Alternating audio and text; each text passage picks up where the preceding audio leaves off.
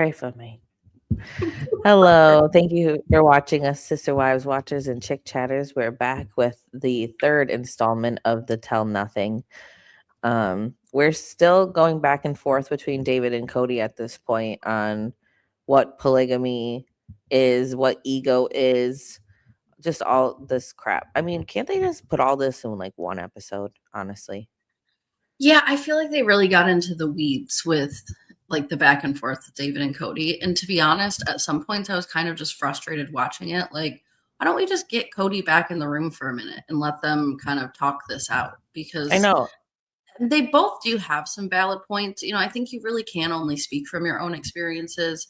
And David's experiences are certainly different, not just because he's different, but I mean, he was exposed to polygamy in a whole different country, right? I mean, they have just different norms and rules and laws and all kinds of stuff. So that's not to say that David's point isn't valid as well, though. I mean, I think regardless of the norms and rules and laws, people would be in polygamous relationships a lot more if they were like really healthy and felt really good for everybody. So right. I think they both make good points. I wish they just would have both, I guess, been in the same room, because it just like they were. Like, I want to see a behind the scenes of how this shit is shot, because is Suki going from room to room? Because she'll have a rebuttal for both of them. And I'm like, how is this shot? Does Kody come back for like a round 2 or something? I have always wondered that as well. And it seems like sometimes, you know, they're able to get the rebuttal and sometimes they're not. Like, you know, there was a part where Janelle had said something, you know, kind of back at David, and it was relayed through Suki. And then David was like, well, I would ask her, you know, why are you so offended or whatever? And it was like that never got baseballed back over to Janelle. I'm sure they would have. Janelle must be first, because it seems like nothing really gets rebutted with Janelle. That's also true. The Teflon Queen, right? And I don't even think that's true, but I guess, you know, there's an example of Kody's perspective. I would even love it. I mean, they don't even got to be physically all there, but just do like a COVID style, like Zoom call with everybody, and then ask them the questions, and then mute whoever you don't want to answer the question, and then you kind of like go around that way. I mean, I like your idea of like, I mean, they have this big mansion that they're walking into that they showed off. Why not put them all in different rooms and just really dive into it and show Suki walking down each hallway like, oof, I'm going to go tell Kody what Christine said. Exactly. I feel like I need to know how this is actually shot, because it don't make no sense to me how Kody gets to go back and forth with like almost everybody other than like Janelle and Robyn. Well, I don't think he'd go back and forth with Robyn. Well, Robyn don't go back and forth with no one either, really. True. But the Robyn heavy episode is going to be next episode. So I guess we'll see. Yeah. So jumping into this episode, like Anne said, they're kind of hopping us back into the David versus Kody situation. I guess their point is, David and Christine, that they would rather have had Kody just have a more general apology and not be so specific about the I love you part. Again, I think all these points are valid. You know, like we mentioned at the end of our last episode, it really was Kody's whole thing for the last couple of years that he didn't love these women. And so it makes a lot of sense if he's recognizing that that was wrong for him to say that out loud for the show. But I think in real life, to David's point, that's just not normal. That's just not something that people do, even when they get along, is sit down 2 years later and explain that they loved them. You know, again, maybe a general apology. Oh, your microphone is... Sorry. Normal people, not people who've been on TV and like been saying this crap over and over and over and over again for the last like 2 years. Right. I think a lot of this is a product of them just being on TV. And I think David is sort of commenting as a normal person, saying this is not normal. And he's right. But at the same time, because they're on TV, this stuff does have to happen. I mean, Kody, we had to see Kody apologize. He would have never, we were all eating him alive. And I don't think he won any credit from anybody by apologizing. But at least there's more to talk about now other than how much he sucks. Now we can talk about how much he sucks at apologizing. Can I just talk about how much everyone sucks, that like we're harping on like the smallest things, but no one's mentioned the kids, not even Suki. And I think that that's kind of her freaking gerb. Mm-hmm. I I have a feeling that, again, that was verboten, right? They use that word verboten, and I feel like even though they use stupid words a lot, I feel like there's actually a reason that they're using that word, because it means forbidden by a higher authority. I feel like there is something written somewhere that they're not to talk about the kids, that Kody pushed that. I can't imagine why else it would be such a big elephant in the room that nobody approaches or talks about. Yes. I mean, Kody said it was verboten to Meri, who tried to talk about it, but I just don't understand. Like, if this is our last tell-all, why does the I don't cast think it get is. to? Season 21 is confirmed. Well, We'll be okay, back. sure. That's got to be the last tell-all. But either way, like, they're the cast. Like, they're being paid by TLC to be here. They Yeah. need TLC and their money. So Yeah. why can't we ask them whatever the F we want to ask them? Just like Dr. Drew used to with the teen mom girls in the first beginning seasons. And then all of a Yeah. sudden, once they got money, it was, oh, I'm sensitive and I don't want to talk about this and this and this. Yeah, or Like, Kale with her NDAs, and well, that's what's happening here, right? They tried out all these NDAs with the property and all this stuff, and it never even worked out. Here they are sitting and talking about the things that Robyn at least said she didn't want to publicly argue about. Well, then let's publicly argue about the kids. That's what your damn show has been about for the last 20 seasons, is how to manage a family, not just how to deal with the adults. right. I mean, that's a part of it, but we also drug the kids through all this too and put them on TV and didn't pay them and everything else. Like, yeah, like, let's talk about the elephant in the room here. If they don't do this next season, I'm literally just throw the whole show away at that point. I know Like, a throw it lot in of the people trash. are saying that too. Like, there needs to be a kids apology tour, or it's not going to happen. I did. McKelty and Tony were on. They've been on a couple podcasts lately. They've been doing this thing where they go on someone's YouTube channel and then those people go on their Patreon. So there's a couple of those out there, but there was a new one that was released this week, and McKelty said that there are a few of the kids, she didn't name any names, that have but more than one, that have explicitly told Kody, do not contact me ever again anymore. And so I don't think that there's going to necessarily be an apology tour for those kids. I think that gave me a little bit of clarity as to why Kody seems to be picking and choosing who he's reaching out to.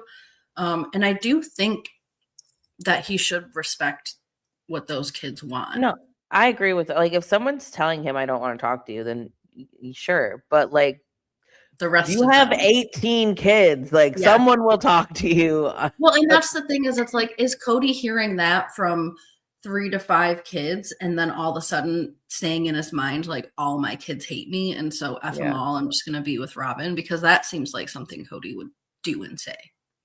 Right. Like, you had a whole sit down with David and Christine, and truly wasn't mentioned but one time from either person. I mean, David tried to collectively mention the kids, but I think I would have been doubled down and been like, well, what about Truly then? Because she's Yeah.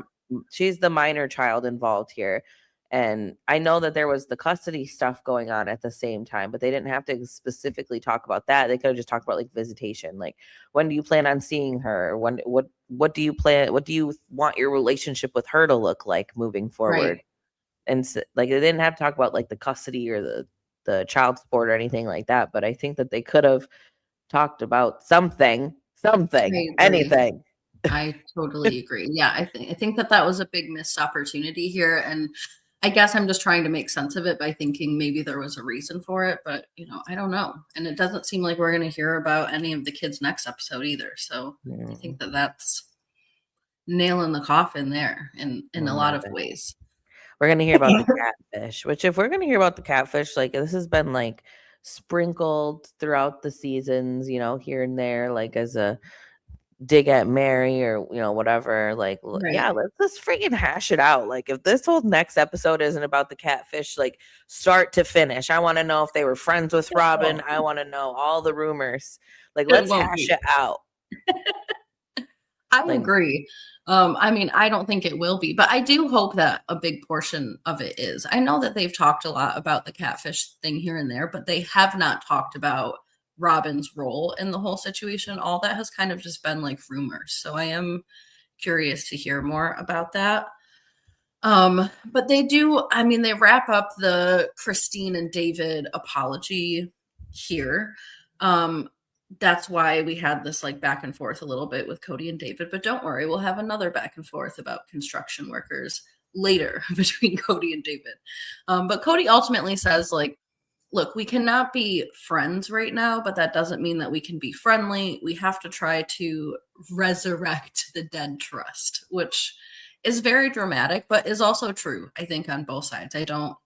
Based on the way that Christine and David are acting in this tell-all, I don't think they're really open to a relationship anymore either. So Kody is reading this correctly. Sure. But how does Kody know he knows Jack when he's on the outside looking in about Not it, knowing Jack. Not knowing Jack, but he thinks he knows Jack, but I mean, he might not know Jack. I know. It's very stupid. Yeah, at first when he started getting in there, I was like, who the hell is Jack? And then he kind of started swearing, and I was like, oh. You know, that used to be, like, back in the 90s, that used to be a computer game on a disc called You Don't Know Jack, and it was like a trivia game. Maybe that's where this is coming from. Maybe. I don't know. But that was quite the speech about Jack, you know. It was, yes. And that's actually later on when it comes to, like, the ego and the plural marriage stuff. But yeah, it was quite the, like, lengthy monologue with the same words. He rehearsed it, I think, in the mirror. I think so. Well, and he did that thing at the end of it too, where he like cackles at himself. I hate it when people do that. It's absolutely repulsive to me when someone is just talking and then they're like, ha, ha, ha, ha, ha, ha, and nobody else is laughing. I feel Sometimes like I do that. Yeah. But no, I mean, it's one thing to kind of laugh at yourself, but it's that fake laugh to like try to get other people to laugh or like laugh at your bad joke kind of thing. I don't know. It's different. Yeah. But actually, Suki did that a couple of times. She did an interview on the Sarah Fraser Show podcast, and she told a couple of bad jokes and laughed extremely loudly at herself. And I was like, did you learn that from Kody at these one-on-ones? Is that where she got that? I think the reason why she hasn't been fired is because she actually like hangs out with them or something on the side, because she does seem to be friendly with them. Although her and Janelle, I mean, I feel like there's a story there. Mm-hmm. I'd love to hear Robyn's role in that, but I don't know if they will actually talk about it. Robyn's role in the catfish thing. I mean, Robyn's role in anything, honestly, I would love to hear. Yeah, we never hear much from her at all, except I was actually quite surprised in these tell-alls to see her get so like snippy. I wonder if somebody like gave her a supplement, you know, one of Kody's like little expired supplements, and maybe someone meaning Kody. You wonder if Kody gave her Kody's supplements. Yeah, maybe it was making her feel a little froggy, you know, or like maybe she did have a little more energy than she usually has. Yeah, maybe someone slipped her some wine or something. Like, possible. I'd rather have her drinking wine than giving us wine, you know. She does all of it. She's a man. She's a woman. She's a man. She's a man. That jawline says otherwise. I mean, it is. I'm just kidding. Yes. Yes. I hope that we hear about that too, Padawan. There has been a ton of rumors about the catfish thing when it comes to Robyn, so I would love them to actually get into it, but I do think you're right that it's going to be like a deflecting thing. Yes. Like, Kody's going to come in, he's going to have the armor, Robyn's going to be innocent. I think that's what we're going to see. Notice this whole time Kody's been getting attacked by David, everybody, you know, like he's got an ego, which would remind me so much of Beyonce, like he's got a big ego. So I could not stop thinking of that song when they kept saying he's got such a big ego and such a big ego. Funny.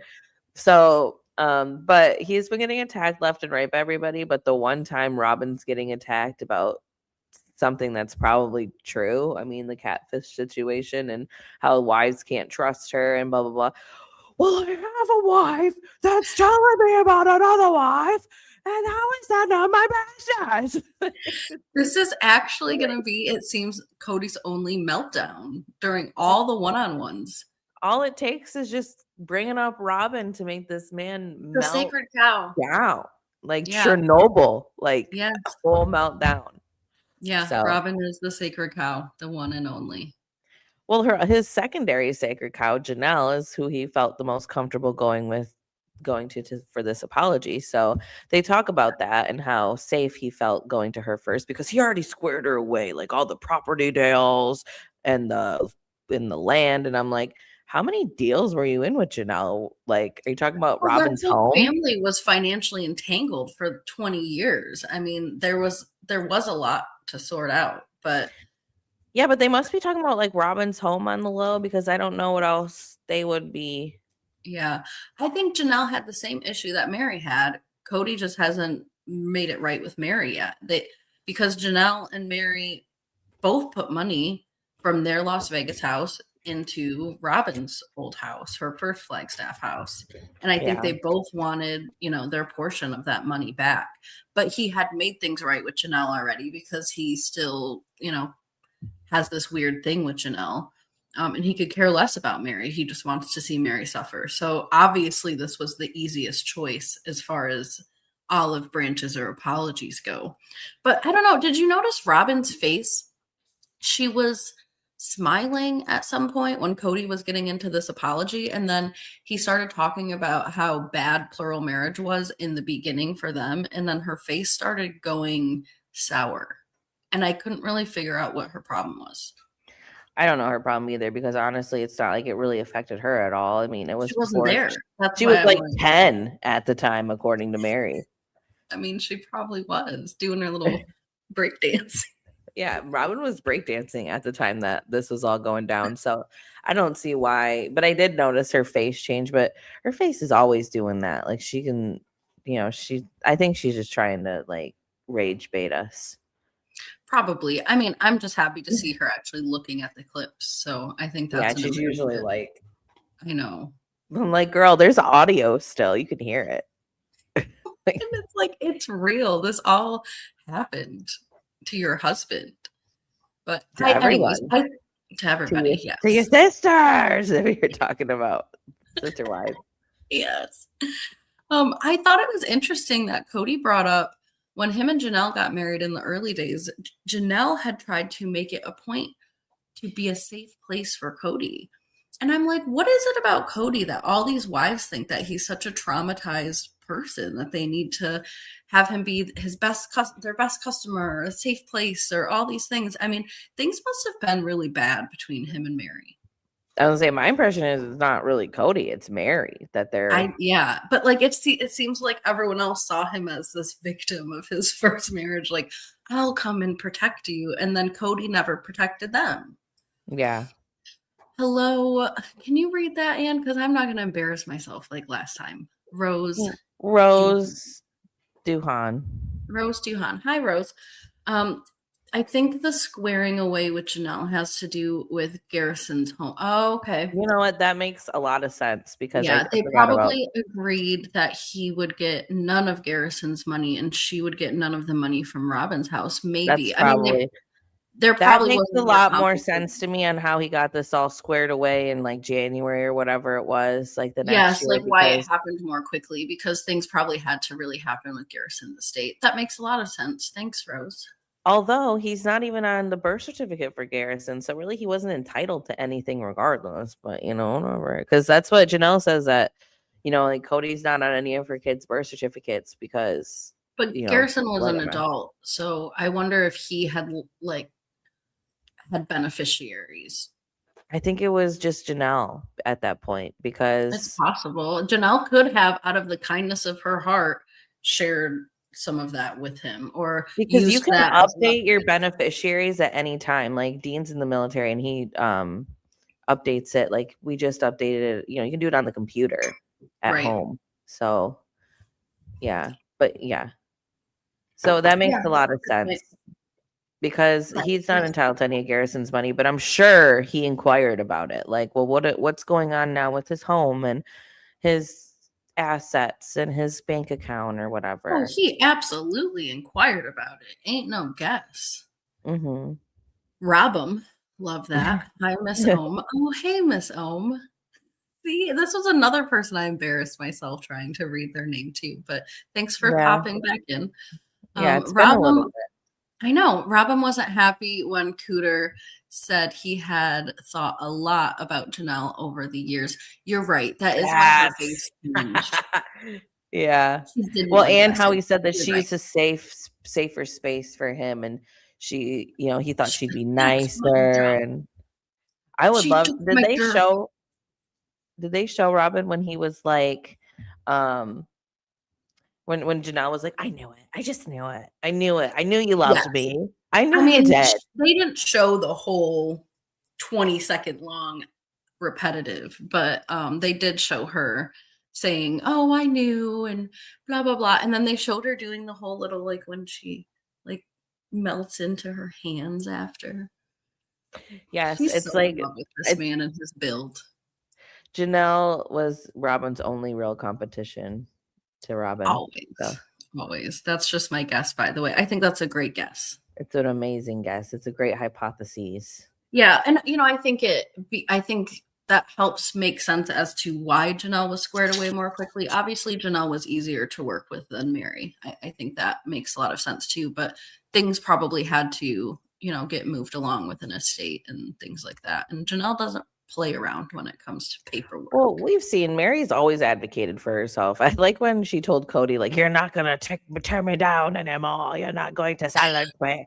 And I think that was more towards the NDA because, I mean, we've seen Meri fight for her wet bar. We've seen Meri, she'll, like Kody said, she was willing to scrap. Yeah, she'll get all up in your face. I don't like it. I would love God. to see how the early years went, but I think it's like Meri said, like they were really young. I mean, Meri, she was 19. Her sister-in-law wants to marry her husband and talks about her son's build or whatever Meri said. I mean, there was a lot of things that seemed to have rubbed Meri the wrong way. And I'm not sure if Meri had as much of a say as it seems like they wanted to make it seem. Like, I think Kody and Janelle just like connected, and at that point, she didn't really have much of a say. Like, he was probably like, well, I'm gonna marry her. Like, she's already in your my safe place. You're already in her family. Like, you guys are already family as it is. Like, what's the harm here? Well, and we'll get into more of this later, but to Meri's point too, I mean, she wasn't allowed to have those feelings. When she had those feelings, she was supposed to, take them to the Lord and find out how to endure. So it's not like the structure of not even just plural marriage, but the religion that supported plural marriage. None of that supported her having those emotions. So she just didn't have any ability to deal with those things. So and she was encouraged to make that decision at like 19 years old. Like, I couldn't imagine marrying somebody at 19. In that podcast that I watched, that she had her plural family picked out when she was 12 or 13 years old, and that was encouraged. Yeah, it's like when you grow up in it. I think like Meri did. Like, I know her parents transitioned to polygamy when she was like a younger child, like not she wasn't born into it, but she was really young. I think when you grow up in it like that, you're just like, your mind's like, okay, well, I'm gonna have this and I want to be this wife. Like Christine said, like she wanted to be a third wife. She always wanted to be a third wife. And you've seen that with like when Leon was Mariah, she was like, at the time, I should say, was like, oh, I want to have sister wives and I want to stay in my church and I don't want to move because I want to stay with my school and my church and this and that because I want to live polygamy, and there's not that out in Vegas where we're going and whatever. Like, it was such a big deal to them. So yeah, they struggled the most with leaving the community and all of that. And I mean, in hindsight, maybe that was a way of coping, being so close to the community, because Leon probably always knew who Leon was. So, I don't know. I wonder if that was a way for Leon to sort of suppress that part of themselves, which is sad, but it happens. Mm-hmm. Oh yeah. Janelle confession that she deliberately stuffed food down the kitchen sink is diabolical. I swear. I mean, I chuckled. Yeah, I did too. I mean, let's get into that part anyways, because Janelle's little olive branch and all of that and their sparkle, like, get over yourselves, okay? Yeah. Yeah, because even when they're showing the clip of Kody and Janelle talking, they kept, showing Meri, and Meri is just like, the whole time. And when they finally asked Meri about it, she's like, it was hard. I'm glad that she just kind of like owned up to that. Like, yeah, it was hard. I Yes. was young and we were all young and I didn't handle situations the best. And, this was a long time ago and I'm not really that same person now, but Yeah, I was worried when, especially at this part, when she was like, this was 30 years ago. She kind of seemed like she was setting herself up to just dismiss all of it and not get into it. But then she sort of went into that accountability piece too of, I had emotions and I didn't deal with them the best way because I wasn't allowed to have them at the time. And I thought that made a lot of sense. And I'm glad she went into it a little bit more because Janelle was saying too, I mean, they both were agreeing that this stuff was stupid, which I think is so funny that Meri was the one talking about how stupid it was, because we all know Meri was the one that was driving all of this stuff then. And so I'm glad that she brings up that it was stupid and that it wasn't really about that. And then I think Janelle is able to put that into words a little bit more and say that it was more so like a symptom of all the other issues that were going on and the perceived lack of resources and the conflict and stuff, and that the household chores were just a way to deal with that. But it's so funny to me that Janelle's way of dealing with that is probably by making peace face to face. And then when nobody's looking, stuffing food down the damn disposal. Like, she's like, I'm going to be me no matter what. You are not going to stifle my personality. Well, I'm sure they went back and forth quite a few times before she's like, fuck it, I'm just gonna like you get really annoyed at some point and you just kind of lose your mind a little bit. But yeah, those early years, I do think Meri's always been set up to talk about this crap because like this has been getting brought up for years that Meri was the difficult one and stuff. So I don't think it's any shock to her that, that once she heard early years, she's like, oh damn, now I'm gonna have to talk about what I did. But yeah, I mean, you got to take accountability. I think Kody attempted that this season. He definitely fell short more times than not. But I think it's a good time to do that. So I'm glad that Meri did that. Did Vegas change Mariah? I don't think so. I mean, that's just my opinion. I guess I think like possible, like I don't know if it was exactly Vegas, but maybe just getting out of the environment where everything was like church and like all those, like they were very I don't want to say like isolated, but in those communities you are kind of you're monitored.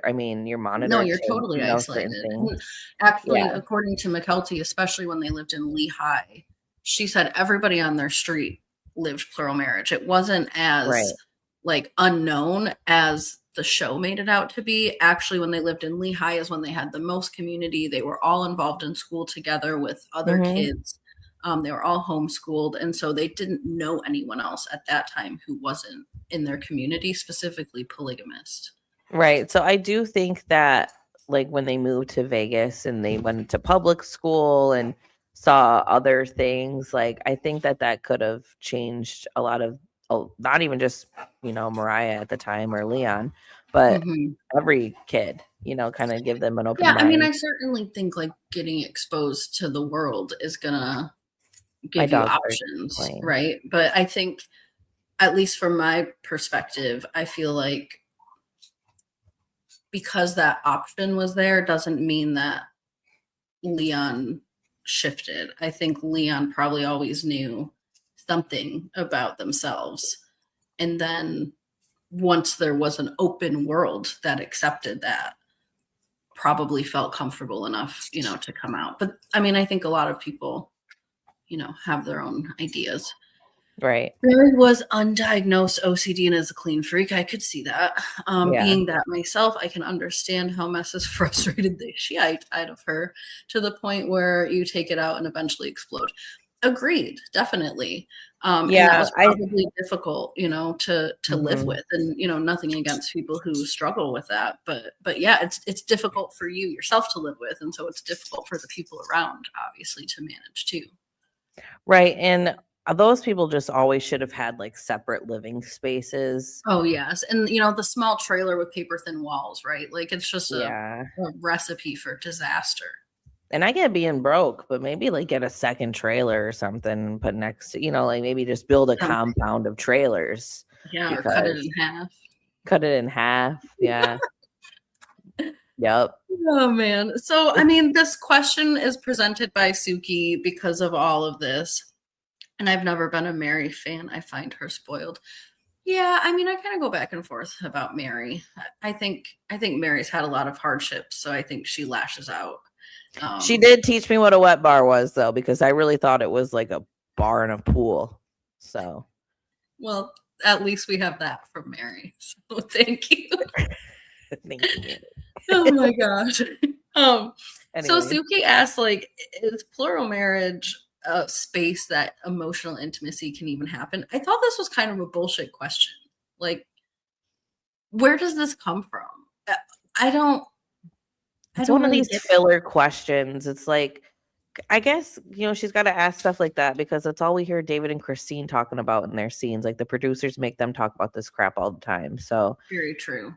So I don't know. It's one of them filler questions for me. Like, obviously, everyone's gonna have their own opinion on that, but like, come on, let's get to the real meat and potatoes here. Like, let's talk about the kids. Like, which never happens. Let's talk about something interesting. Like, they just keep beating plural marriage and what it means and all its ideals and backdoor dolls and everything to a pulp. And I'm just like, just give me something else. I'd rather talk about the early years even and just like dive deeper into that. That's what they're talking about here even, is what it was like, the dynamic between Janelle and Meri, but they just don't, I was happy to hear how she felt coming into the family, how the dynamic was. If she, like we've heard a little bit about that in her book, but like she could have asked Christine anything, but they always ask her these weird questions because I know it very much could have continued, right? Just to Christine's perspective, what did you sense when you got into the family? Did you recognize that they were all arguing so much?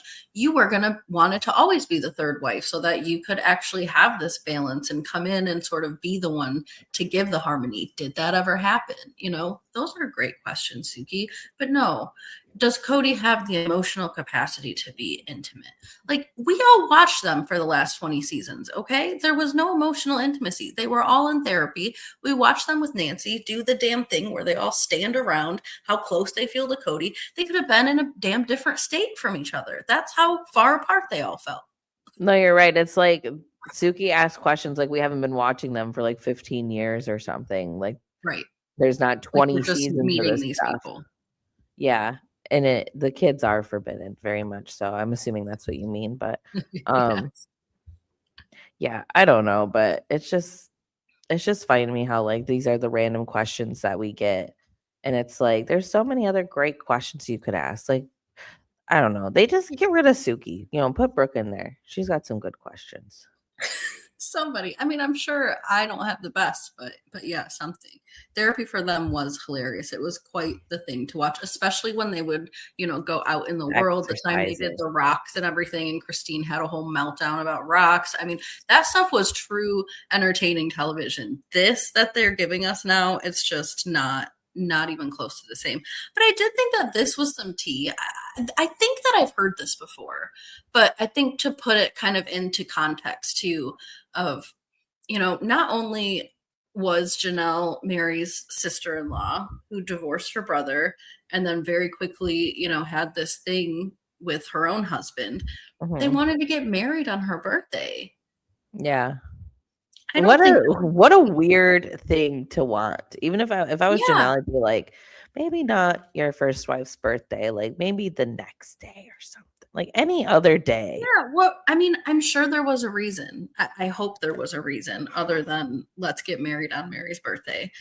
So I wish that they would have said what that was, but yeah, because that would mean like, so would Kody have to spend every anniversary with Janelle, or would he have to ditch Meri's birthday, or the opposite? Because I don't know. Yeah, that sounds apparently they said like we'll celebrate it on a different day, and it's like then why do it on a different day? Yeah, that's still the date that's going to be in your head.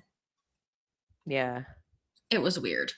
So yeah, I mean, she was entitled to having those kinds of feelings, and she was upset about the brother situation. And then Janelle does give some clarity as to like her aha moment when she first saw Kody. Apparently, she had never even met him. And then when he walked in the door, she felt like, oh, there you are. Like I've known you before in a past life or something. So, I mean, I think to be honest, when I first saw my husband, I had that weird feeling. And I've had that feeling a couple of times in my life. Not so much like you're going to be my husband, but like I've had a feeling in life where I'm like, I feel like this is right. Or I feel like even if it's not right, this is something I'm going to be dealing with for a while. Like when I met my ex-boyfriend, that one. When I walked into his house, I was like, I know I'm going to be here a lot. And to walk into that house, Anne, and that house is, you guys, it's an ugly place. That guy's It house. is an ugly place, you guys. It is the It's trap just house. ugly. It's just not comfortable. It's not cute. It's not clean. And I was like, I'm going to be in this place a lot. And I was shocked to have that feeling too. But I think I get what she's saying. I mean, sometimes I just feel like the universe is telling me something. And then, I mean, she didn't waste no time. She let Kody know. They did their praying. They did their fasting. I don't know a lot about like fasting and religion. Do you know like what the purpose really is of that? Like, what is it supposed to show you or tell you? I like it's kind of hard to explain for me, but like, I mean, we don't really practice much of that, like what in like my religion so much, but like it's kind of to help give you like some kind of clarity in a Okay. sense, but it literally can be like actual fasting. It doesn't necessarily have to be from food, but it could be like from other things. But I think Right. that, yeah. So I think Usually it's to it's help food. get some kind of clarity, but don't quote me because I think every religion and Right. whatever does it differently. They could have Right. really been abstaining from food, but Right. Yeah. I guess I'm just trying to figure out, like, how do you know if you're fasting to try to, come to some clarity? How do you, like, if you don't I die, think it's then more from the prayer. If you don't die, I think like it's if you more don't from the starve to death, then God approves. yeah, I think it's more from prayer and more from like, I mean, it doesn't have to be fasting from food. It could be fasting from even like kind of taking time apart from each other or something and then trying to see like, oh, do I miss that person or whatever? I don't know. I Right. mean, there's many ways to fast, I think, but I mean, don't quote me though, because I don't know what their religion thinks Right. about it. And it's not something I've ever done, except for like, I guess, like Lent and Right. Lent, you give up something. And I think it's kind of similar to that, like giving up something, but I don't know. I could Good just enough. be Thanks. rambling at this point. Yeah. But Sorry to put you on the spot. Miss Omi said family therapy did shine a light on Robin, Roblem. I keep hearing Roblem too. I see that on the Well, site a lot. Roblum is good too, but Robum, yeah, like she's Rob 'em. Oh, robbing. because she's robbing them. Yeah. That couldn't have that she couldn't yeah, definitely that, what was it? The survey, the family survey that they did, and she's like, "I never did that," and there's I literal know. footage of her doing that, so Yes. there's Well, and there was a scene too that her and Christine they talked about that like yeah, the results of those things, and she also rejected those too. So, um, Hamburglar said, "I don't care for Meri, but if that's true, I'd be livid." Oh yeah. I think yeah, she had a right to have those emotions. Again, she just kept running into the issue where she wasn't allowed in her religion to have those the emotions. the personality test, yeah. Yes. Yeah. Yes. Yep. And they It's a never really no. called her out on that. Like, they just asked her, "Oh, so you didn't take the test?" And she's just like, recently, I should say, like, she Right. was like, "Yeah, no, I never took that test. I I don't don't know what remember. they're talking about. And if I did take that test, someone's making up my results or something." Like, it was a weird answer, and I'm How like, accusing Christine of making that up, like, she honestly cares that much. She does not.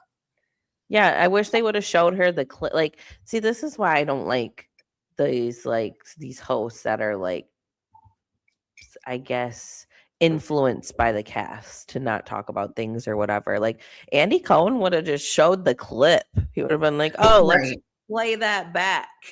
Right. Let's just talk about it. Let's get real clarity, not continue to muck up the waters and like stir everything up just enough. I agree. I can appreciate when you're an interviewer, especially for someone who's been on TV and it's not, their first interview, like people will get up and walk away.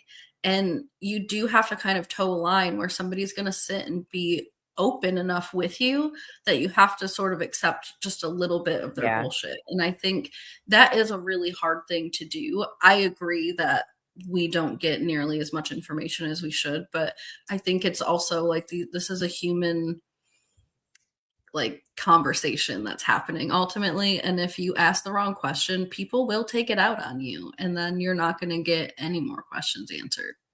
True. I mean, with Robyn though, isn't the risk worth it? I mean, she's not going to answer your damn question. It's so worth it. And what they really should do is they should send them all a survey before they come here so that they can't argue with someone about it. And then they should just put all their real opinions about it on there. And then Suki can just come and say, so on this survey, you agreed that Kody blah, blah, blah. And then we can go from there. I would have asked Nancy for the damn test. Who is Puddle Monkey? Is that Kody? Because he likes to jump in the nasty pond and the soot. I bet it is. Is that who that is? I like it a lot, but I don't know who it is. I'm waiting for that answer, who Puddle Monkey is. But yes, they are all useless. So is all the producers, honestly, in this show. We have 16 years worth of clips and they never use them at the tell-alls to fact check. You are so right about that. And you know what they do? They use them at every single episode. They'll even use a clip from the last episode on this episode. Yeah, we never see them at the tell-alls to actually have someone hold their feet to the fire. Just a little. Right. I'm not saying they have to confront them hard enough that they're going to get up and walk away, but like asking them, well, at least here you felt differently. Right. Can you explain more? And I agree with you that like they do it throughout the season so much that like even if they're like, yeah, we used to dance, and then they'll show like a montage of dancing and stuff. And it's like, if you're gonna do that throughout the season, then you better come correct at the tell-alls when we're trying to prove things right or wrong, because you have the evidence. Like, yeah, it is quite frustrating. Puddle Monkey is a production company. Is that what it's actually called, or is that what you call it, Miss Ohm? I need to know.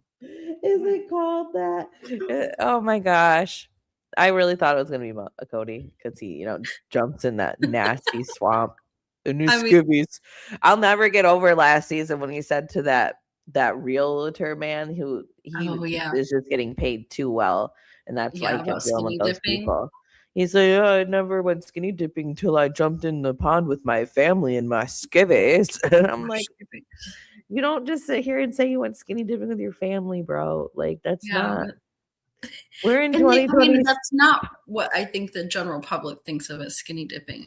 I mean, I'm not going to speak for the general public, but me as a member of the general public, I think of skinny dipping as being naked, not in your undies. And your undies is basically your bathing suit. I have never heard these things. It's just different fabric. Skivvies or anything, but before until Kody. But it's their name. Wow, Puddle Monkey Productions. We should have known. We should have known. Do you think it was born out of the water that Kody swam in? No. I mean, have they been the production company the whole time? I don't think actually. I don't know exactly, but I've heard that they recently changed production within like one of the last couple of seasons. And that's why Kody's not being as like positively spun. We need the old production company back, or whatever one was, like whoever was asking them the actual questions at the tell-alls and stuff. That was way back in the day. Those were different people. I know. I miss it. Yeah. Yes. Craziness. It's crazy. Oh, so we get a clip from Christine and David talking about how terrible polygamy is and how much it sucks and how bad it is. And then they add Meri into the mix where, she kind of agrees that in polygamy, she felt like everything was wrong and she couldn't even have a baby right. And I did think Christine's face was interesting watching Meri say all of that. And then they cut to Christine and she's like, it's just hard. It's just hard to be in plural marriage. And I mean, I get that. I feel for Meri in those kinds of situations. I do think I agree with one of the commenters. I do think she's spoiled sometimes, and she comes across as like demanding and cold and harsh and critical, very much so. But I think that's an overcompensation or coping mechanism for her being so just like. Well, she had a lot of things working against her. Like, I will give her that. Like, she was young, she couldn't have kids, and she was watching her sister wives have kids with her husband. Just like she said in one of the clips, she said, like, it's one thing when you can't have a baby and you see your sister have a baby, but when you see your sister wives having babies with your husband, it's a different feeling.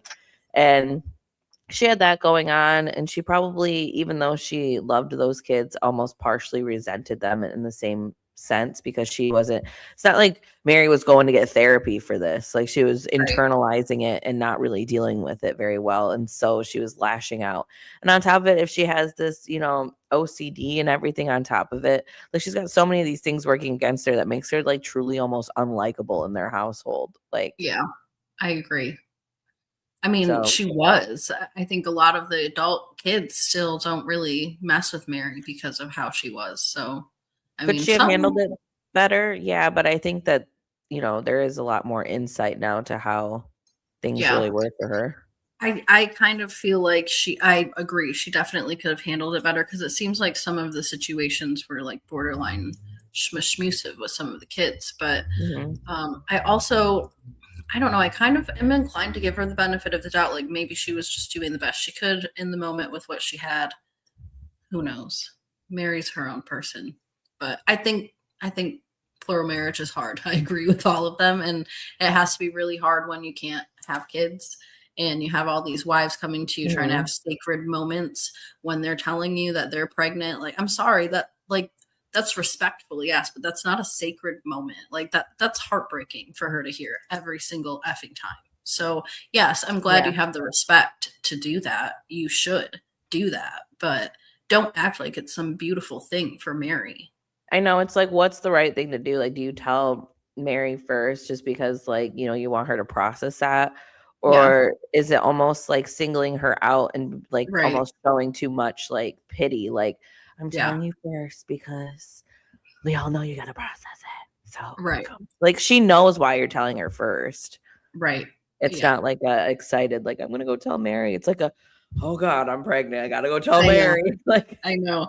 And, it's got to be tough for them too, right? It's not their fault. It's not their situation that they're dealing with. And I think that they were trying to talk to her out of respect, but I hated the way Robyn was like, well, we made these sacred moments and I tried to be her surrogate. You tried to be her surrogate once her child was like almost out of the house. I mean, then that's not your fault, Robyn. I'm not holding that against you, the timeline, but I just don't think that was really an option for her at that point. She decided in one of the first 5 seasons with Kody, when he tried to get her to do IVF again and all of that she was good. She was done. So why 8 years after that would she be like, yeah, have a baby for me so that now I can owe you all this debt for the rest of my life. Yeah, I don't know if like Meri, like couldn't carry her own child. I don't know if that's the thing. I think it was more like I think here's the thing, like when it comes to making a child and conceiving and stuff, like she was able to do it with one child. I don't know if they were just always missing the mark when it comes to ovulation. I don't know if they were actually tracking that kind of thing. And because he's going somewhere else every other few nights, and with like ovulation, I feel like if you're having issues with it, you need to be like consistent with it. So I don't know. And I know she also suffered a miscarriage a few years before the show even happened. And so that's just part of fertility struggles that a lot of people go through. And it is hard for Meri. I would think it'd be really hard for Meri, but I also don't think Kody was as invested in helping Meri through that situation either. And I think if he would have been, like, if it was Janelle or something, like, I think it would have been great example how minimally invested Kody was, that the time that he chose to bring it up with a doctor was when his other wife was actively in labor at a hospital. I don't think we answered that one. I wonder if she was as mean to Leon. I get the sense that she was like strict with Leon, but not necessarily maybe mean. It seems like there was a love there until the catfishing thing. seems like it never recovered after that, really. Yeah. Yeah. Yeah, but what you said about the hospital thing, like, I think, like, he just, there are cameras there and everything. He's like, well, let me pretend I'm showing interest in this almost. Cause I don't think Kody really had a huge interest with having kids with Meri at that point. Yeah, I Their agree. one child was already like about to, a couple years away from college. So Yeah, I agree. Rose says, I really felt bad for Meri when she was speaking about the infertility. It had to be super hard for her. I agree. I think this is where I'm always inclined to give her a lot of compassion and a lot of grace for how she acted. Although I don't think it's an excuse. I mean, yeah, not fully. Yeah. Like, but it's context. I think it just helps Yeah. to put Meri more into context, not that she's just this mean, angry, vile lady that, she really struggled a lot for a lot of reasons.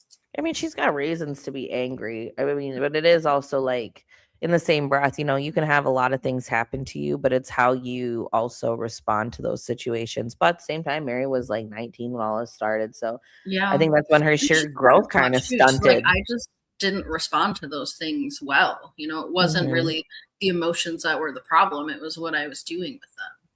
Yeah. Everything homemade says Meri couldn't control the fact that she couldn't have any more children, so she controlled her house by keeping things in order. Yeah, I think that's a pretty good conceptualization of the whole way that she dealt with all of that. And same with people, right? She was trying to keep people in order too. Can't something like as traumatic as that be a trigger to like a mental health disorder? I mean, yeah, definitely. Okay. Then we have one more comment here. That part. Hi, Carly Beans. I don't think Kody wanted to have more kids with her, to be honest. Yeah, I think he would have been a lot more invested, and like you said, he would have been there a lot more. Imagine if she took Robyn up on that whole surrogacy thing or the IVF stuff. Like, if she actually, I think Meri felt that she was, done with kids for a few years, and that's why she didn't really like push for it and stuff. But I think it was just more of a storyline for TLC at that point, when they were actually talking about it on the show all the time. But just imagine if she did take everyone up on that and they had a child right now that's a minor, like, and having to deal with Kody, like, the way that happening. Yeah. Oh my gosh. It would have. I mean, it would have been great television, but just a terrible, treacherous life. It's not worth for my entertainment. For either of them. I mean, honestly, Kody would have been like, oh my God, I'm still tethered to her. I still got like a 13-year-old over there. Like, Right. I know. Things did get a little bit spicy though. He'd have to be like, I have like a room for Meri's child at my house. Sorry. Like a room. I mean, not even he wouldn't have like a room because that would be truly like a room. Well, like a room for both of them. They could share. Yeah, this is truly an insert, child's name here. Like room. Yeah, it's like a room. It's like a room, but it's not a room. It's not your room because you don't belong here. That's what that says. We're just saying it on TV. Yeah. So Janelle does get upset about the Christine and Kody conversations about polygamy. She says that she doesn't like the one broad brushstroke when it comes to him speaking on his own experiences. We chatted a little bit about this at the beginning, and I think they both have valid points. I thought this was a little bit of a spicy comeback from David, though, of like, well, where did you guys end up? You're not together anymore. Well, duh. But like, that doesn't mean that everybody suffered the entire time. Christine started suffering and she said peace out. Meri is the only one who really tried to endure until death. She would have endured today. She'd be there today. She'd still be there enduring if Christine and Janelle hadn't peaced out. Right. Because then once they peaced out, Kody was like, can we just get rid of her? Like, no, why is she still here? And it's Robyn that's like, we must keep Meri in a house across Flagstaff at arm's distance and not talk to her. Crazy. For my children's sake. So she can make them Rice Krispies once a year. So this is where Kody starts bringing in, his perspective from what David said. And he obviously disagrees with David because David doesn't know jack shit about Jack from living Jack. And only knows about polygamous construction workers in Mexico. I feel like David Mexican? Here, like, why is David so prevalent in Mexican construction workers and all? Is he Mexican? I don't know if he's Mexican, and I don't know much about what I'm about to say, but I think I know that there are quite a few plural polygamy religions in Mexico. I think it's been mentioned on this show. I think it's been mentioned on a couple of other shows too. Okay. So I'm just wondering, either David is Mexican and has like family down there, right, that would help him to be more in touch with that community, or he grew up near polygamy and his sisters married into Mexican polygamy, and so he then went down there. So I don't know if it's biological or by marriage, but I mean, he's involved. He said he's been involved since he was like 3 years old. Yes, I know. He says he has a large family and his sister was married when he was a kid. So I don't know about 3 years old. I mean, that would be a really large age gap, but I mean, 10, 13 years old, if, seeing your sister get married and move to Mexico, you're going to go visit her once in a while. So yeah, I don't know. I mean, it would have been cool, I guess, for David to give a little bit more of detail as to where that comes from. I think he was busy defending himself from Kody. But I don't think he needs to defend himself. I think his experiences are valid enough. He needs to be careful about, like Janelle said, like painting that broad brushstroke. But he can certainly speak on like, listen, everything I've seen has sucked. And now I have a wife that's come out of polygamy and she said it sucked. Like maybe it didn't suck as bad as it did for my sister, but you guys are divorced, like. Yeah. Yes. Go ahead. The LeBarons, who are Christine's maternal family, are they the ones that like the reason why David and Christine have met before, like at family gatherings or something, is because like they're the they did have that. Yeah, like they're the link to Mexico. Possible. That's thank you for that. She's also related to Rulon Allred, who's her father's side, but I don't think David's related to the LeBarons because Christine is. Let's hope not. Let's hope not. Kody's already like Christine is fond of marrying cousins, so yeah. I mean, Kody's already like a second cousin once removed or something like that. Cousin once removed, yeah. So like a third cousin in my mind, I guess. But she's Rulon Allred is her grandfather. Yes. So which is why Kody considered her to be, polygamy royalty. He even delivered her out her mom's hoo-ha. He delivered like everybody out of everyone's mom's hoo-has. But yeah, especially to be, your own blood. It's interesting. Yeah. I would not want my grandpa father-in-law. It'd be like what, your father-in-law delivering. Well, no, your grandpa. Your baby. No, if Christine's mom, like your father-in-law is going to deliver your baby. Oh my God, I would run.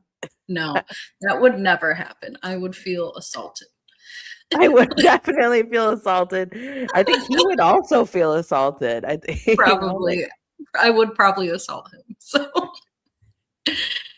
good point. You're probably right. Forgot about that. Forgot about what? Yeah. Yes, and Rulon was murdered by his brother-in-law. Yeah. Yes, and we heard a little. It's a tangle web that they weave over in Utah. It is. This was actually my favorite part of Christine's book, was hearing some of the history, like the deeper history of like all these wild murders and people turning on people and all this stuff. I thought that was all really quite interesting. But I felt like I was like listening to my own, like, because I'm Italian and stuff. I was like listening to some of like the stories, like the olden stories of people going missing. Yeah. Yeah, they went on a vacation. Never came back. Exactly. Yeah. Oh man. So yeah, then we get into the ego talk, which I thought this whole thing was really just kind of like forced and strange. I understand that David has been bringing up this whole ego idea, but do we really need to draw it all out and get everyone's opinions about it? I think ultimately, honestly, Janelle had the best opinion when it came to it, that yes, Kody does have an ego. I mean, it doesn't take a damn genius to see that. You can talk to the man for 5 seconds. But that we all have egos, right? And a healthy ego is a good thing. And you probably should be a pretty confident guy in order to marry, I don't know, 3 to 5 women. I think all of that is really true. So I don't think that should be held against Kody. I also am glad that they separated a little bit of like, Kody's ego didn't seem to be fed by the women arguing. I think Kody was telling the truth when he said, I really did not like when the wives didn't get along. Yeah. His ego is fed by like other men and like the wrestling mats and like that kind of weird stuff. Yeah, like being, in charge of his family and things like that, but not in the way, I think a lot of the perceptions that David has and shares of like, oh, it's great because they all fight over my attention. Like they're all like coming at me like zombies. It honestly sounds miserable to have them fighting all the time, especially, dealing with like the way Meri was getting pissed off about like dishes and stuff. Like, I mean, even getting like, even just in a 2-person household, when you're getting on each other about like little things in the house, like that gets annoying. Like imagine adding a third person where everyone's just like, you didn't put the dishes in the right spot. Well, you didn't put the I get annoyed with myself trying to, go back and forth with my husband. Yeah. And then if there was another opinion in that, no. But yes, next comment sucks. Totally true. We all know Kody has an ego. Like, really. His ego is filled by public thinking. Oh my God, they are the perfect. Yeah, must be. They are the perfect polygamous family. Yeah, I think it's like a lot of that shit. Like, he likes to have, because that's why he like reads comments and stuff. Like he's so invested in like what people think about him. So it's more like his image, what men think of him, and being a man's man. That's why he did the whole special forces thing. Like he's trying to prove something. Yeah, he's trying to refill his ego, because just like Carly says, the public, their perception was tanking on him. And so he needs to go on special forces. He needs to punish himself, because that's what everyone on special forces is doing, is publicly punishing themselves so that they can come back and be, back to the regular. Redemption. Yes. Redemption. But I was glad that Janelle made sure to separate, like, I didn't feel like I had to compete. And that doesn't seem like that's where Kody's ego was coming from. Did he have one? Yes. It was not coming from us competing for resources. And Meri kind of piggybacks on that. She says, I did see that happen in our family, but it wasn't something, again, that necessarily seemed like it was intentional or to feed Kody's ego. It was just more so a lack of resources and us feeling insecure, and me watching my husband have babies with other people. That's what caused. And then production made her cut her hair. Even like Meri's went through it, like all kinds of things. Like she lost everything in this marriage. She's sacrificed. The sacrifices Meri has made to love Kody. I swear. They. Really, she needs to make a reel or something with his voice over and her doing it, because she's made many more sacrifices. She has. This right here, though, this has been the shining moment. This freeze frame photo. Kody says, I didn't really have to protect anyone from anyone. None of all the stuff really actually mattered. None of the conflict mattered. What mattered was the fact that I was in over my head in leadership and I could not get it figured out. And that is all Kody has needed to say for a long time. And I'm not saying it makes him a better person or that I like him anymore, but I'm glad that he understands that they all had these issues. Yes, and that was a problem.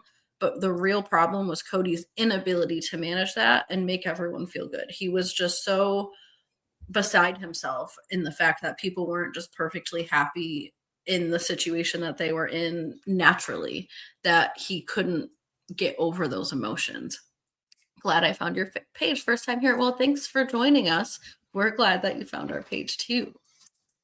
Yes, we love your insight. And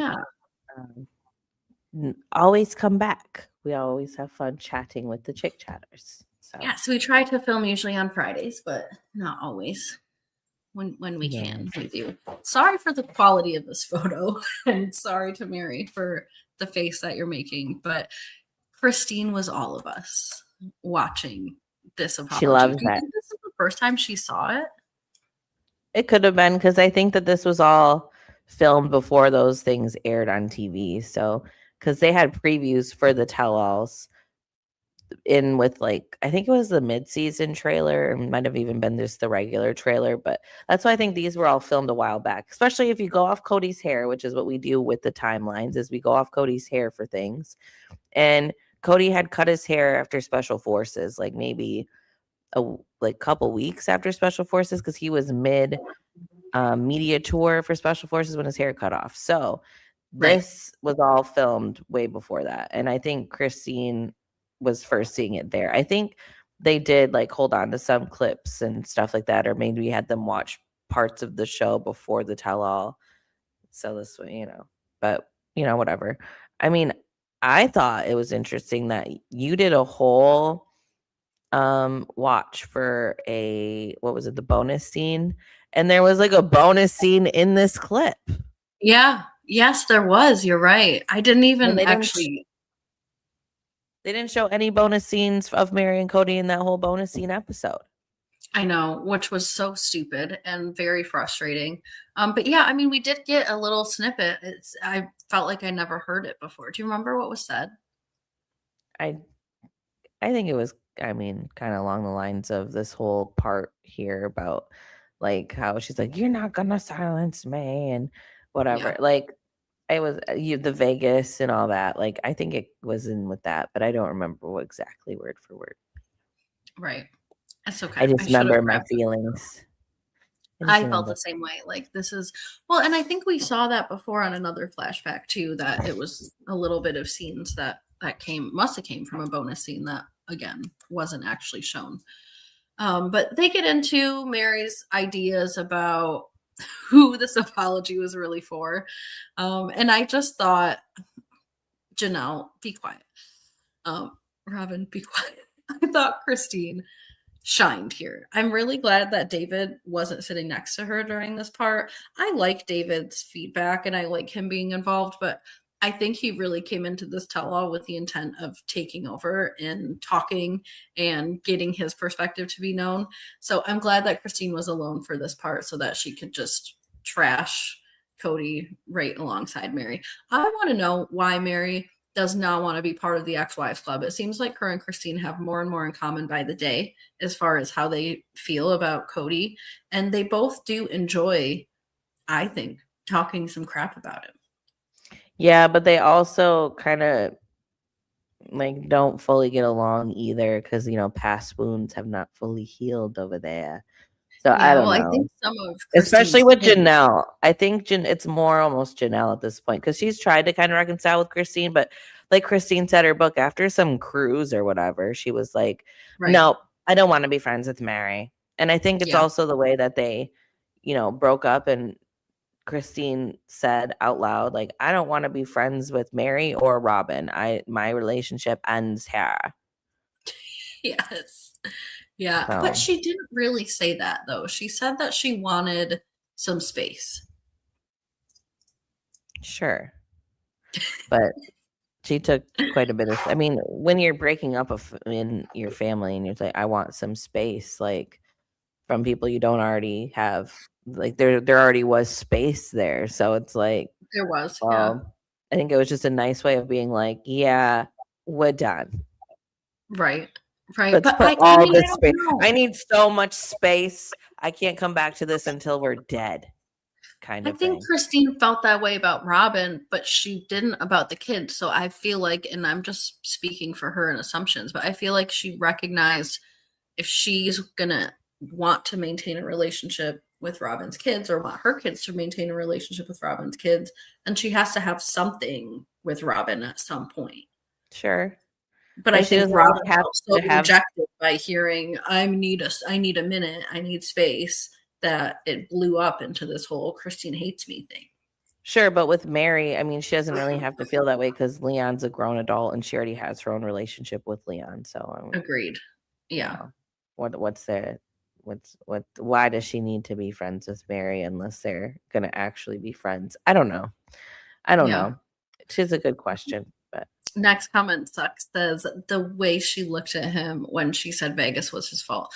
So true. The way she said Vegas was his fault, right? That she clarified the dark time was because you weren't there. It wasn't just that I deserve an apology because I was having a hard time and you weren't there. It was literally because you weren't there. This is your fault.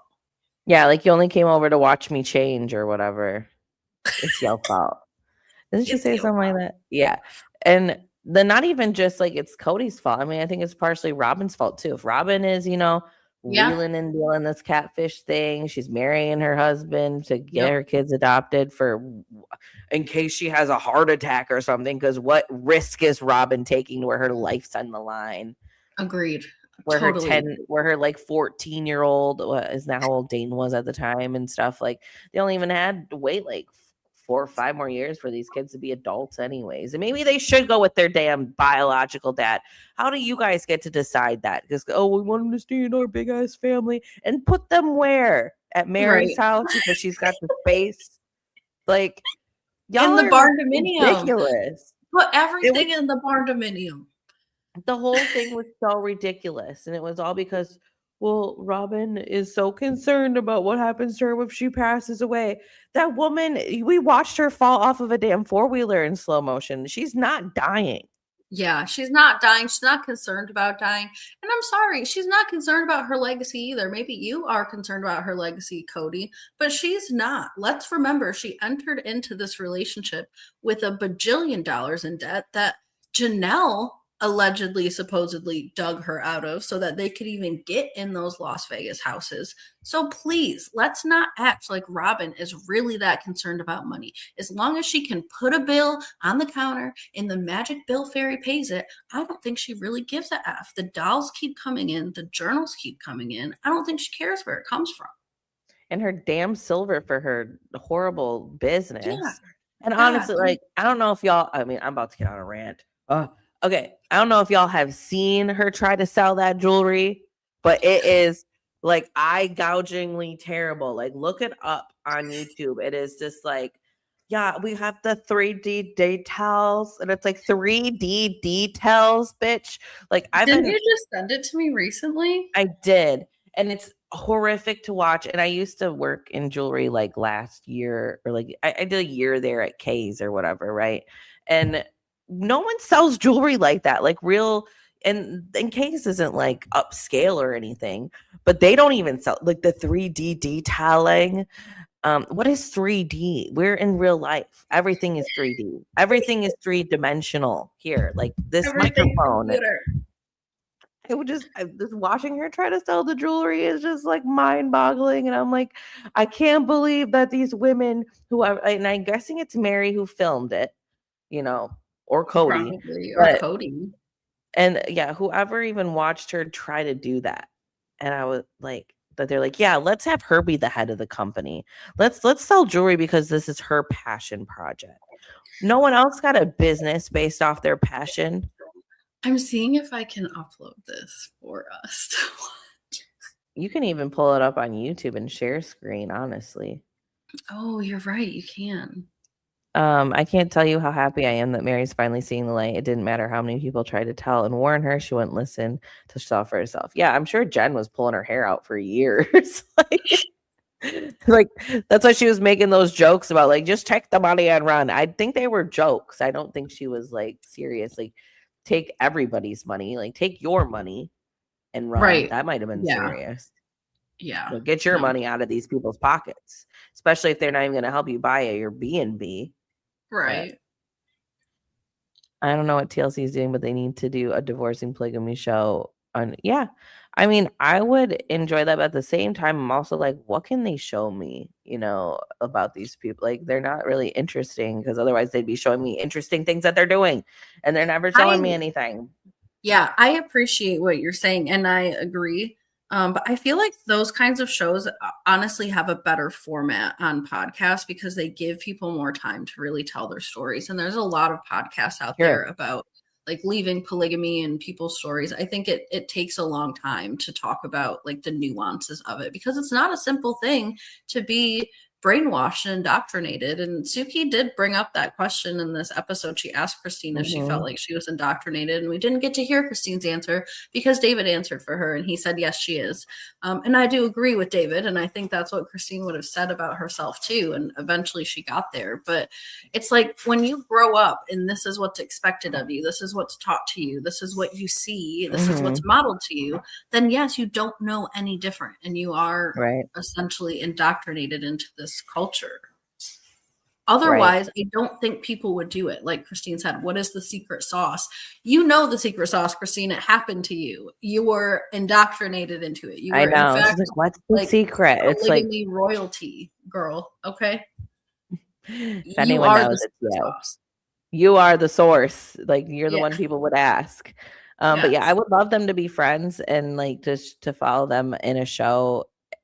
But it'd have to be kind of like a leisurely thing, because I just, other than like Janelle building her little farm and stuff, or maybe more involvement with the kids, I just like, I don't know, like I'm kind of like, I'd be fine if they even just wanted to live their lives, because it's, I mean, we're seeing what they're doing now, and it's not really the most interesting show to me, but I guess, you know, you never know. Yes, the jewelry selling, I can't even talk like them sometimes. Selling is cringy as hell. And no one did want to wear that. Well, probably because half of their pieces say sister wives on it. Like, how many people in the world are actually sister wives that can wear that crap? And also, they were selling silver like it was gold. Like, it was so overpriced. They're like, it's sterling silver. It's like everything is like the crap you get at like the mall is like, what do you mean? So, and then everything homemade ass. Was Robyn really a jeans model? A diesel jeans model? She was not. And her just like she wasn't a break dancer. Yeah, her being a jeans model is the exact equivalent to that video of her breakdancing, which was really her doing one thing on the floor and then just like wiggling her body like a fish. So, but I'd love to see her do that breakdance at her wedding, you know. I heard that there was some talks about a spinoff. Actually, McKelty commented on this too in the podcast that I just watched. And it seems that Janelle might not be interested in doing a spinoff. I heard that there was a talk about a spinoff of just Janelle and Christine. And that might be some of those business decisions that her and Christine talked in this last episode to David about, like, we've had all these businesses decisions and we've shared these businesses and now we're sort of separating a little bit. I guess there were talks about them doing a show, and Christine wants to focus more on, or Janelle, sorry, wants to focus more on the farm and her grandkids and all of that. So, and there's been a lot of rumors about her wanting to leave the show more so than anyone else, but she is confirmed involved in season 21 too. I just don't know what the hell. I don't know what kind of I mean, they're probably still under contract, so that's why they're still doing this. But I don't think they really want to, especially Janelle. I don't think she really cares to do it that much longer. I mean, she's already lost so much in these last couple of years. Like, I think she's just ready to be done with the show and build her farm. She's made her money. She's got her money back. She's good to go. But I do think it'd be more interesting, I think, to have a spinoff with some of the kids if they wanted to do that, kind of like how 19 Kids and Counting did that. Like, they did a spin-off series with some of the girls and everything. Yep. And obviously the moms would be involved in that, right? They're their parents. But yeah, I completely agree. I think that would be a lot more interesting to watch because we've lost the plot, right? We can't say that we've lost the plot. The show is called Sister Wives. Nobody here is a wife anymore except for this monogamous relationship, 2 monogamous relationships. So the plot has been murdered. Just gone, completely obliterated. Yes. So we get into the last scene here. I guess we introduced the last scene. Really, they didn't kind of go all the way through it. But Suki brings up, what is it that happened between you and Meri ultimately? Because when you moved her in, you called her your favorite ex-wife. You guys seem to be in a really good place. And now all of a sudden, we hear that you're talking between lawyers and you're not really talking at all. There's all this venom between the two of you. Yep. So Kody says he's not sure who did it or what happened, but he believes that they both obviously thought that someone did something that drew first blood. And Kody's perspective, what we know that to be is that he heard Jen talking crap. And then Kody called and he went for the jugular. I think he probably should have just taken accountability for that. I was offended by what her friend said on my show, and I can't have that. So I called and I got all up in her face on the phone. And I said, don't do that. But he should have just let it go, like he says at the end here. I don't know why they acted like this was some cliffhanger, but I mean, Kody seems to have a little bit of insight, which is, you know, a little crazy, I guess. So maybe we all just needed a minute to catch our breaths for him being a little self-aware about this. I guess we'll figure out on the next episode of Dragon Ball Z. But yeah, Meri went from backing that ass up into him to mortal enemies. It's true, and I think that's why Suki was like, you know, what is it that happened here? But I don't think Jen got in the way. I think Jen did what Jen does and what she should be doing, and Kody decided he wanted to be offended about it. Yeah, I mean, your friends are going to have opinions on who you're with, but they're and more so they're going to have more opinions when you decide to leave that person. I mean, I don't know how many times someone has been like, "Oh, I'm not happy with my mans anymore, and I'm leaving him and whatever." And I've made the mistake of talking crap, and then they stay together or something. You know, like I feel like right, and then it's never the same. Yeah, so you got to be careful about it. You must. Yes. You must. And then you got to like be around that person and like kind of just pretend you never said anything, you know. Yeah, I know, which is hard and embarrassing, and you hope that your friend doesn't bring up, you know, oh, so do you still think he's stupid? Yeah, I do. Yeah, do you think all these things? Yeah. I imagine Jen went through that so many times in the last 10 years. Agreed. Well, and we are going to get into that a little bit. It seems like Janelle's going to let us know about her feelings when she started noticing Janelle and Jen, or Meri and Jen's relationship back in Vegas. And so Jen is going to obviously give her side of the story. Kody's going to give his. Robyn's going to be protected as she always is, and Kody's going to have his final meltdown of the season. So join us for the last Tell Nothing Part 4 with Suki. We're going to make it exciting. Can I just say, thank goodness Meri's a part of this tell-all, because that's really the only thing that's been giving, like, is, you know, things that include her. Yeah. The backdoor Dell, the early years, and then now the catfish and her friend. You know, like, that's the whole tell-all. Meri has been telling us on her social media during the off season, which was only like 3 months, that she's going hard, right? She's not holding back anymore. She's going to say her side of the story. And I guess at first I was a little disappointed, especially in this tell-all, because she finally got to the part where the NDA and the confidentiality clause was all brought up, and she was like, and that's it. That's where I will not be silenced. I'm like, that's what you've been talking about this whole time, about not being silenced. But I think she's living in a way now that's not being silenced. And you're exactly right. She brought a lot of the details and a lot of the new information, or information that's at least worth talking about, into these tell nothings. Without Meri, we would be snoozing. Her apology was the best.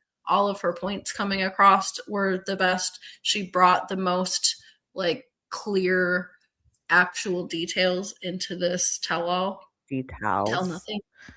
Detail. Did you get the clip of Robyn to send us off? Actually, yeah. Let me see if I can do it. It's not a guarantee, but I'm gonna try real quickly.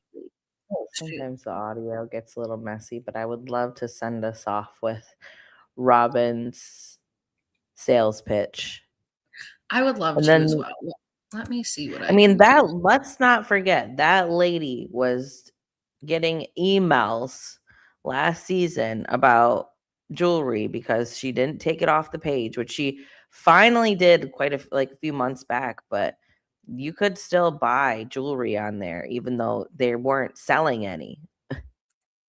But you could again, still go on it's there. Also 3D. Yes. Can you hear it? Well, I can. Can you guys hear it? Let us think know I in the should be able comments. to. Can you guys hear it? Yeah, let me play it one more time and then I'll start it over. Oh, There's a flat back to it, so it lays very nicely on. can you guys hear that? Okay, you guys hear that? Let us know real quick. Okay, I'm gonna roll. They need someone else. Okay, they hosting said the yes. call. Yes. Oh yay! Yes. Okay, all right. But real quick, we'll do. They need someone else hosting. Tell us because they need Andy Cohen. I've been saying it. I agree Or with like Andy. or like one of the podcasters or something. Like even what's her name that you watch, the Sarah Fraser, whatever. She would be a pretty good host. But she interviewed Suki and she didn't press Suki either. And they actually talked about that whole like it's hard to be an interviewer kind of thing. So I don't know. I think there's some difficulty, but I agree. I wish we had more. But without further ado, here is the details. Again, it's also 3D like the Sarah earring. There's a flat back to it, so it lays very nicely on your neck. It has a little bit more weight to it, so it's nice sterling silver piece. You'll see all of the little details of the daffodil and the rose and the daisy in there. It's just a lot of 3D detailing, and it's just something it's very interesting. It'll be a conversation piece for sure. Oh, it's a conversation piece for sure. Has a little slider bead on it, so if you wanted to make it a little bit shorter, you could. So if you wanted to kind of take it up to make it a choker, you can do that.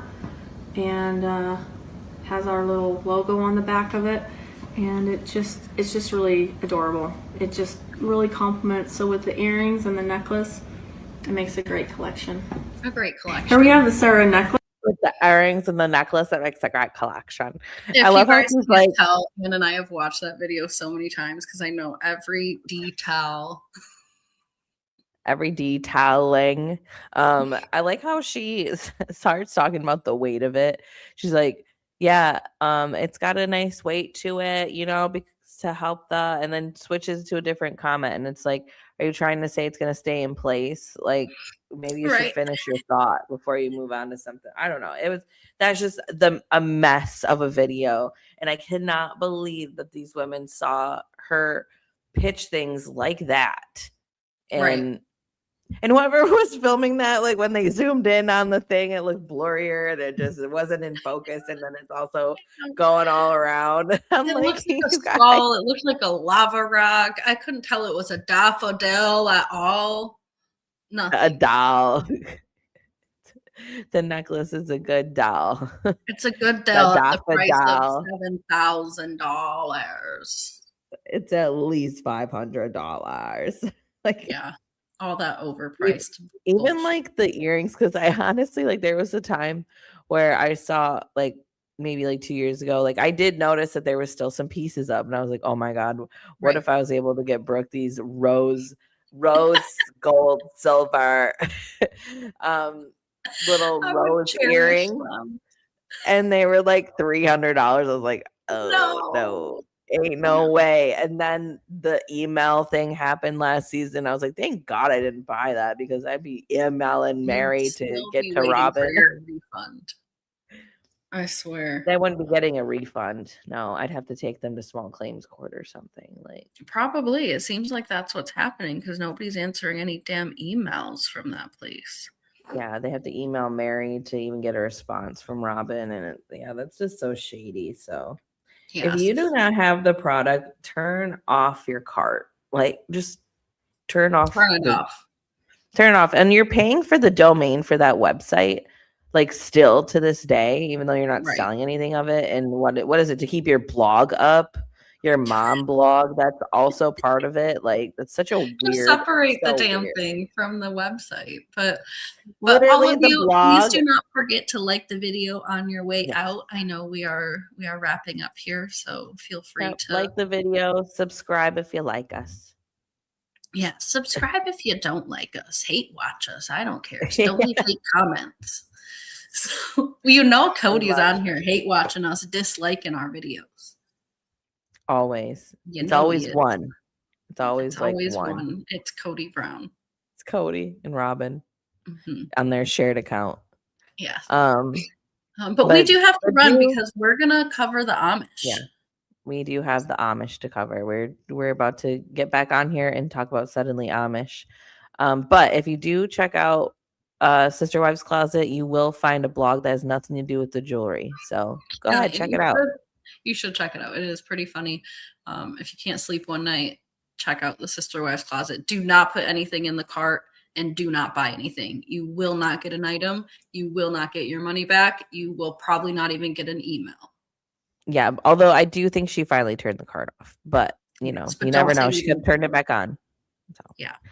Anyways. So, okay, well, we are going to hop over into our next live for the day. We are covering Suddenly Amish on TLC as well. It's a little bit more of a lighthearted show. So we've been excited to cover that. So we'll probably be on in just a few minutes. So make sure if you're new here, we saw a couple new people here. If you're new here, don't forget to subscribe so that you get notifications when we do go live. And if you haven't watched Suddenly Amish, make sure you save our videos so you can come back and watch them after you're done watching Suddenly Amish. Okay. All right. We will see you guys next week. Goodbye. Or in a couple minutes. Well, in a couple of minutes, hopefully, but Sister Wives next week. Goodbye. Yes, our Sister Wives watch it.